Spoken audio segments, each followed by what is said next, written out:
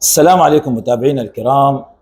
بقول أول شيء هارد لك للشعب السوري. كان خروج مبكر، يعني الواحد شو بده يقول أكثر من أنه الحسرة كانت قاتلة. كانت مباراة بمتناول اليد، ولكن نحن ضيعناها. راح نحلل المباراة ونقيمها، نقيم المباراة، وراح نحكي عن مستقبل سوريا. سوريا لوين؟ هيكتور كوبر لوين؟ شو اللي استفدناه من هاي البطولة؟ وين نحن رايحين؟ قبل ما افوت بالتفاصيل راح احب اعرفكم لاول مرة عن حالي. انا اسمي مصطفى، مدرب كرة قدم، حاصل على الشهادة الدي والسي. انا لست مو هاوي كرة قدم ولا اعلامي، ولكن هاي مهنتي وهوايتي يعني، وحياتي كانت هي كرة القدم. فانا لما احلل كره القدم حلل من اسلوب اللي انا عم بتعلمه واللي تعلمته طول مسيرتي في هاي ال- الكره المستديره. اذا حبيتوا وين بدها تروح سوريا وشو راح يصير بالمنتخب السوري وشو كان التقييم والاداء، تابعوا التفاصيل. متابعينا الكرام، كتحليل وتقييم للمباراه وليس للاعبين فقط.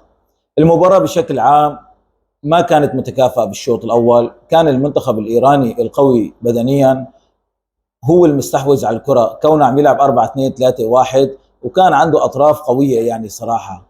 وأزمون ومهدي الطارمي صنعوا الفارق الصراحة، وكان في بينيات ساحرة من عندهم.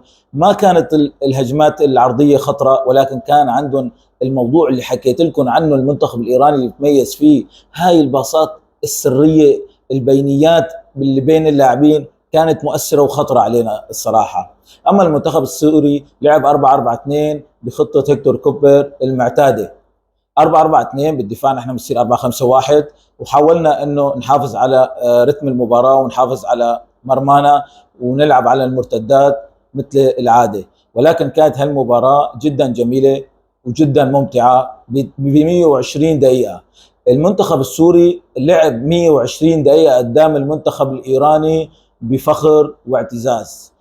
للدقيقه ال 30 لما اكلنا ضربه الجزاء كانت الامور سليمه، كان في ارتباك في اللاعبين، خايفين من منتخب ايران، حاسبين حسابه زياده. ولكن الضربه اللي تسبب فيها ايمن اوسو شوي خلخلت من عزيمه الشباب. ولكن انا لما لكم الخطا اللي ارتكبه ايمن اوسو، انا بالنسبه لي ممسوح، لانه ايمن اوسو مدافع قوي، مدافع عملاق، مدافع رهيب، وهذا هو عصب المنتخب السوري للمستقبل. لذلك نحن ما راح نحكي كثير بالخطأ اللي ارتكبه، بنتمنى انه يتعلم من اخطائه وما يعيدها في المستقبل. اما المباراة كانت للدقيقة 30 اكلنا ضربة جزاء، المنتخب السوري حاول شوي يتقدم لكنه حافظ كمان على خطوط الدفاع والوسط. بالشوط الثاني الرتم كان نفس الشيء. بالدقيقة 70 لما انطرد، لما اخذنا ضربة جزاء، الضربة الجزاء هي كانت فارق في المباراة. الضربة الجزاء بتستاهل طرد 100. حارس إيران لو انطرد كان هاي أكبر إنجاز لمنتخب سوريا، إنه يكمل المباراة، وكنا رح نسجل أهداف كونه مهدي طارمي انطرد بالدقيقة 90. بعد ما أخذنا ضربة جزاء سوريا أخذت روح معنوية، حافظنا على المباراة.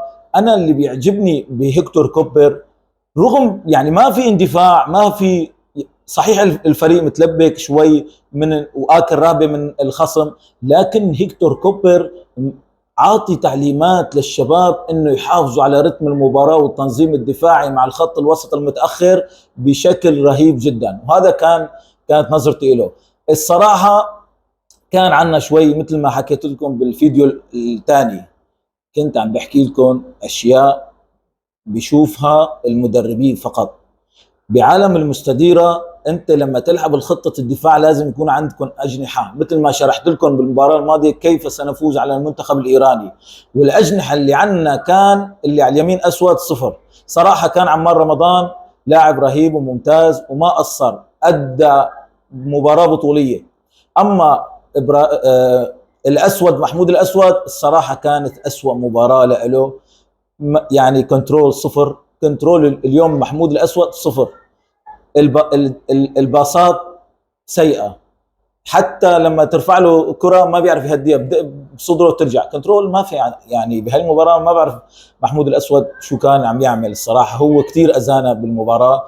بعدين لما صارت تبديلات الصراحه سوريا اخذت نفس وصار في هجمات وصرنا نشوف منتخب سوري له شخصيه له هويه. ولما انطرد مهدي الطارمي قلبت المباراه 120 دقيقه، وهاي النقطه اللي بلوم فيها هيكتور كوبر.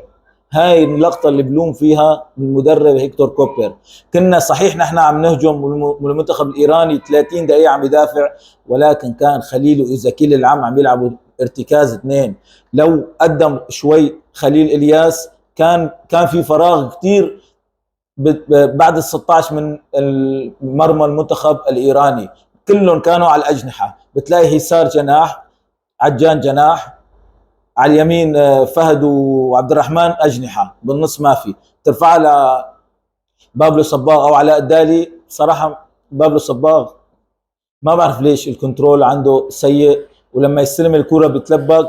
يعني انا كنت شوف فيها هي بالكابتن عمر سومه، بس كابتن عمر سومه مو لهالدرجه. يعني بابلو صباغ انا توقعاتي اذا ضل هيك يعني ما بيمشي مع المنتخب السوري، لانه اي باص عم تعطيه بدق برجله تفتك بسرعه. يعني الخصم ما عم ياخذها، بتدق برجلك يا بتوقع يا اما بتروح لقدام. هذا كان كثير مؤثر. نحن لو اخذنا ب 30 دقيقه جول، انا بالمباراه كنت رح اكل حالي. 30 دقيقه المنتخب الايراني خايف عم يدافع، ليش ما نهجم نحن كامشين الاطراف؟ ولا عرضيه صحيحه، عرضيه واحده صحيحه ما في. كل العرضيات بتلاقي على العارضه الثانيه، كل العرضيات على العارضه الثانيه. حتى لما تكون في عرضيه على العارضه الثانيه بتلاقي الجناح تبعنا ما عم يستلمها، بتروح مرمى او ركنيه. فلذلك كانت المباراه ممتعه جدا، ولكن نحن ضيعنا الفوز. ضيعنا الفوز بعدم التكتيك والتكنيك. التكتيك من هيكتور كوبر كان شوي متحفظ على الدفاع وخايف. 30 دقيقة عندك 30 دقيقة انت فيك تحط فيهم جولين. المنتخب الايراني ما عنده شيء يا جماعة. بتلاقي زكي العم وخليل الياس متراجعين بتقييم اللاعبين. يعني كان احمد مدنية ممتاز جدا، وكان سائر كرومه وايهم موسى ممتازين، لكن سائر كرومه يعني بالمستقبل نحن بحاجه لمحترف كبير جنب ايهم اوسو، وبحاجه نحن لبديل العجان يلي قدم مباراه كبيره. بس نحن بالمستقبل لازمنا جناح ظهير ايسر، لانه عجان كبير وما عم يعطي مباريات كامله اصلا. وبالنسبه للتبديل صراحه الفهد يوسف 36 سنه، يعني انا برايي حاجته. بالنسبه لتبديلات المنتخب كانت تبديلات ناجحه بخروج محمود الاسود المبكر، وكنا محتاجينه كثير. لانه حتى بالفيسبوك صرت انشر انا محمود الاسود ميت ميت. محمود الاسود ضارب الجناح اليمين عنا الصراحه. فكان دخول بابلو صباغ وخروج محمود الاسود وخروج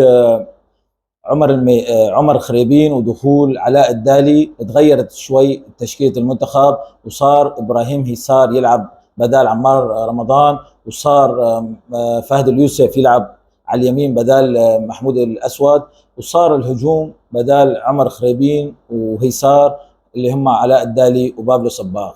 تغير شكل المنتخب، وحتى شفنا التمريره اللي اعطاها اياها لبابلو صباغ وصنع منها ضربه جزاء، وكانت لازم طرد حرام، كانت نقطه تحول صراحه. بشكل عام المنتخب جيد وقدم اللي عليه. منتخب بعد الدقيقه 70 شوي تراجع بدنيا. نحن المنتخبات العربيه بشكل عام عندنا المشكله البدنيه كبيره كثير. دائما بعد الدقيقه 70 بتلاقي اللعيبه تبعنا وقفوا. حتى بالشوطين الاضافيين المنتخب الايراني كان خالص ومستسلم وخايف ياكل جول، لكن نحن ما قدرنا نعمل شيء لانه معنا لياقه بدنيه ومعنا صانع العاب. النقطه الاهم في منتخب سوريا للمستقبل اللي هو صانع العاب. وين رايحه سوريا؟ سوريا رايحه ان شاء الله للافضل. اللي شفناه نحن من لاعبين المغتربين اللي اجوا يعني اضافه كبيره كثير، نتمنى يجوا يعبونا المراكز الباقيه. كل الاحترام للكابتن سائر كرومه ومؤيد عجان لكابتن فهد يوسف، لكن نحن بحاجه لهي المراكز، وبحاجه لمركز محمود الاسود كمان يكون عندنا جناح طيار يكون يخترق لك الاجنحه، يصنع لك للمهاجمين.